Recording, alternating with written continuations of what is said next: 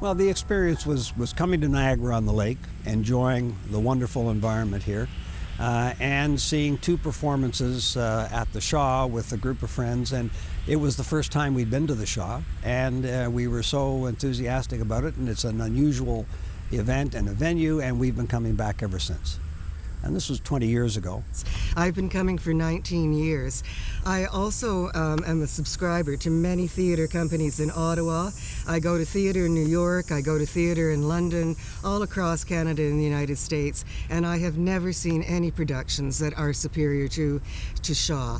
I just happened to see Somerset Maugham's The Constant Wife in New York on Broadway, and 2 months later I saw the exact same play here.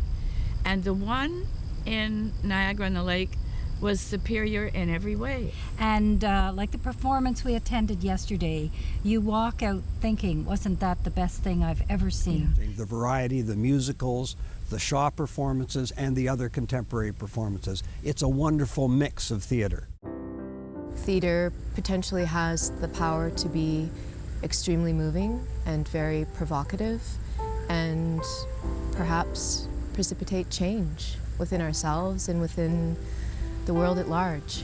It's the medium in which we ask the fundamental questions: who are we, what are we doing here, and why do we behave the way that we do? The theater is sort of a collective experience with everyone in the room is involved. It happens in front of you, and that particular performance and that particular audience experience will never happen again. So it's a one-time. Because it's real. You're watching real people in real time. Even more moving are those moments when I can hear those other noises coming from the audience, the gasps or the sighs or you can hear the audience breathing with you. Because the audience members they come out changed.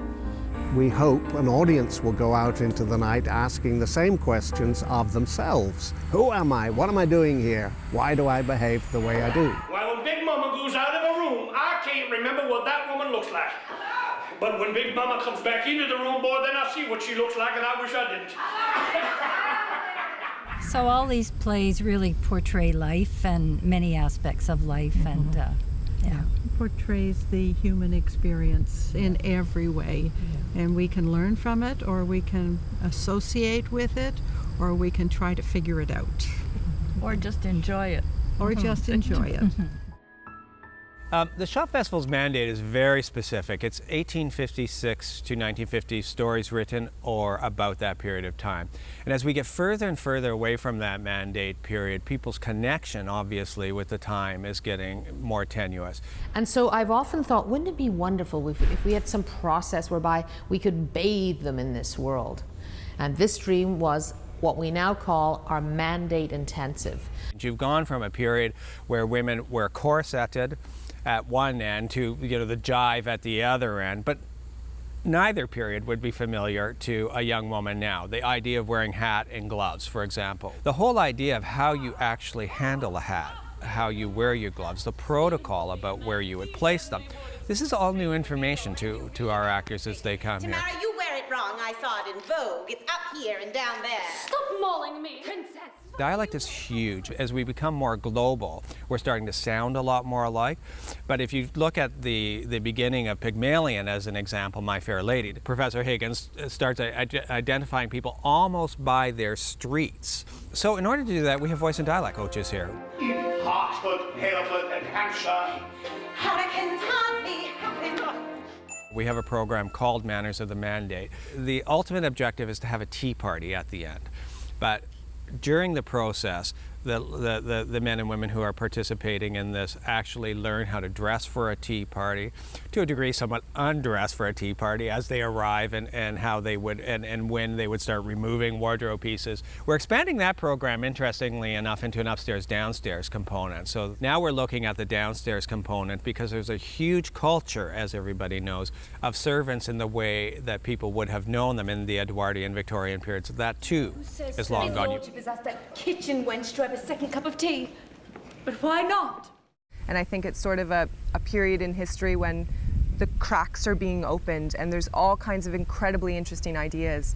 And so not only am I artistically fed, but I think I'm intellectually fed as well, which is fabulous in a workplace. The more detail that they can bring to it, the richer the experience will be for the audience. Our namesake, our patron saint, was not simply a guy who operated in a bubble. He was not just a man in a bad suit with a bad beard from a long time ago who wrote interesting, challenging, and provocative plays, period. He actually is part of a continuum. Where the thrill of doing Shaw is about his political, social, and sometimes belligerent attitude towards his time, we still have that tradition in our modern writers. Contemporary writers that write in the spirit of Shaw. And it's often edgier and a bit sexier, and it attracts younger people to the theater. Now more than ever, or now as much as it ever has been, it's imperative that we, as the world gets smaller, that we try to figure out how we live better together with different points of view and different ways of living. I have a bad personal habit, which is if I'm in any space, I tend to go, oh, that could make a good theater. And in some ways, that was very much how we really looked at Rehearsal Hall 1. We realized that in fact we could create a small, very intimate black box type theater, and it is there that we could do this kind of work. The audience is always a member of the show. They're a member of the performance. They have a profound effect on what's happening on stage, but even more so in the studio, because every laugh, every intake of breath, everything is felt immediately by the actors. The studio space provides the opportunity to do plays which have profound impact and resonance for our audience today. I want people to be able to go and see My Fair Lady and then walk across the yard and see Top Dog, Underdog. These are two hugely different types of experience, but equally rewarding in very different ways. Maria Severa, it was marvelous, absolutely marvelous. I would say it's a classic. It had all the components of everything that you want in a theater. It was a marvelous experience and totally new and totally Canadian, was it not? Yes. So this work will sit alongside some of the most brilliant theatre in the 20th century and show you that it is all part of a growing set of ideas. It's an absolute gift. There's nothing more that can be said other than that, because as an actor, all you ever want to do is to be stretched. The Shaw Festival is the best of the theatrical companies in this country at the present time. Shaw, I think, has a culture of excellence. The level of integrity here is very, very high. The company members are, I think, some of the best in the country. The work is of such a high quality and such a high standard. And I find that standard is consistently maintained. We are an extraordinary theatre company. We have intellectual rigor, we have great passion, we have fantastic production values. And the Shaw is a very well-managed organization. It puts on wonderful performances. It has continued to grow and develop and expand. And I think if you have an interest in theater, you would find this a compelling case. Such a perfect place. I can't imagine anybody passing it up once they experience it. It's the icing on the cake. It's also the cake as far as I'm concerned. By George, he's got